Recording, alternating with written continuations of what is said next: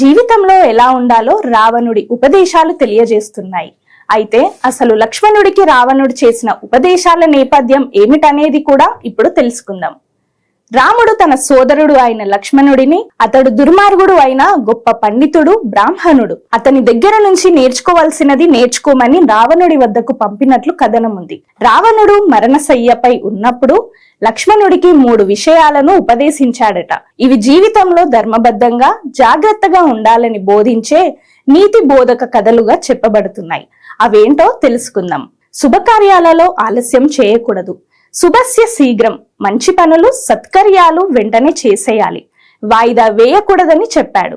తాను శ్రీరాముని వైభవాన్ని మహిమను సకాలంలో గ్రహించకుండా ఆలస్యం చేశానని, అందుకే మోక్షం అవకాశాన్ని కోల్పోయానని రావణుడు తెలిపాడు. శత్రువును తక్కువ అంచనా వేయకూడదు. మనిషి కాని వానరుడు కాని చిన్నవాడే అనుకొని తనకు ఏమీ చేయలేరని తక్కువ అంచనా వేసినందువల్లే తాను యుద్ధంలో ఓడిపోయానని రావణుడు చెప్పాడు.